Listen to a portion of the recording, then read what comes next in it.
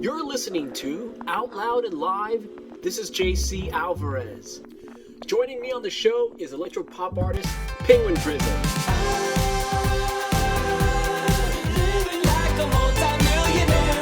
His debut album was my favorite of the year. I want there to be a party. He's getting ready to make some live appearances, including one here in New York at Industry Bar. A party when I play. It's time to get into it with Chris Glover, the man behind Penguin Prison. Hey, Chris. Hi, how are you? Hey, it's JC. How are you? Doing well. It's so great to be talking to you because your album was my favorite album of last year.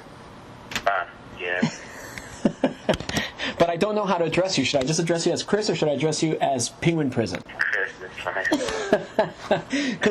Because you know, I gotta get one thing out of the way, and that is how you came up with the name Penguin Prison. What does it refer to? Well, I was making a rap song with my friend Bob, and we were just like making fun of George W. Bush, who was the president at the time, and we started saying, "He's a penguin vision. He went to the penguin prison."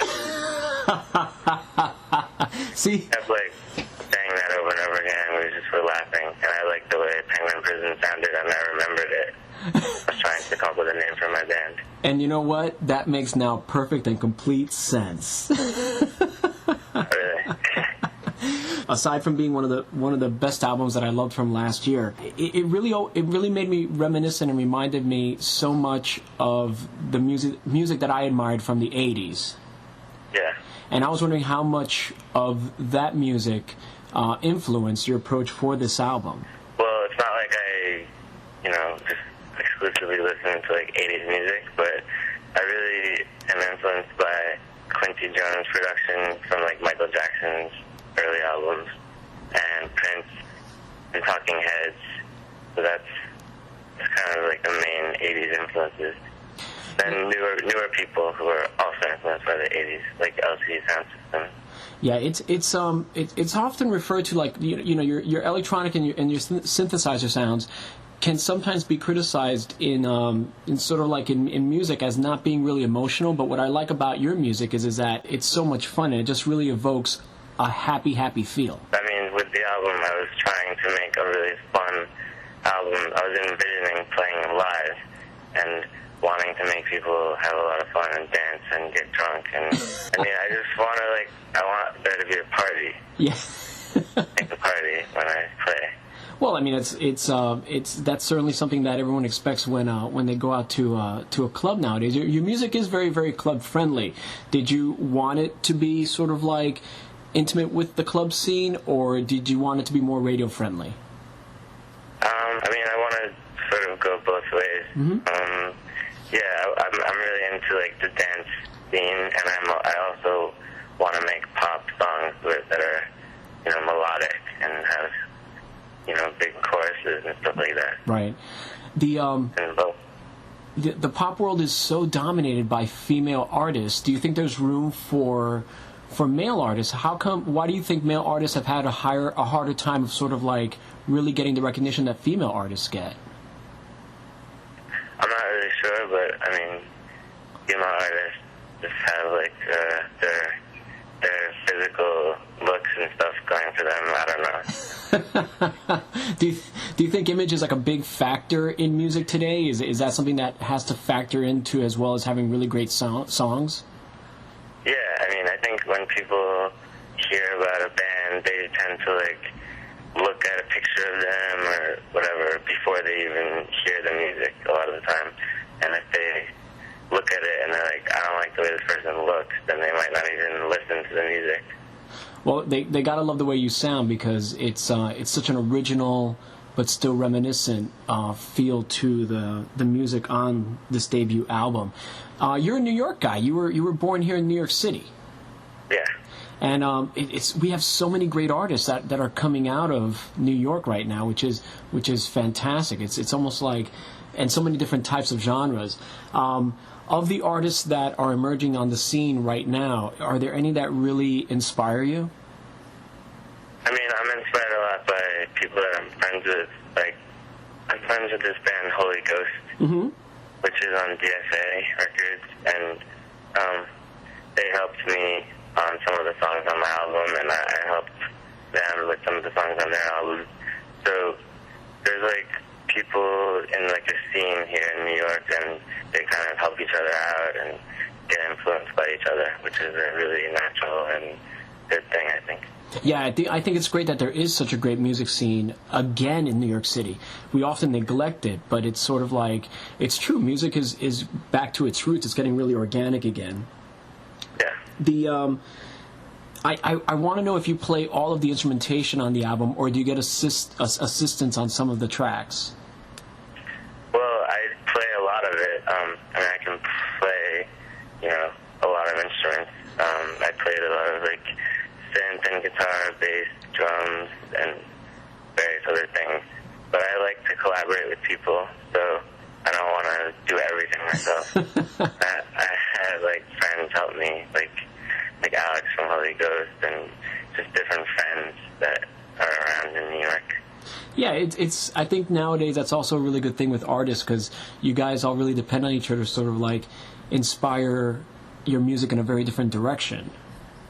Yeah, I mean, collaboration is definitely a good thing. I like to hear what other people's opinions are, and I'm definitely open to people saying I don't like that, and telling me why. And I think it's a good thing to hear people's opinions. Right.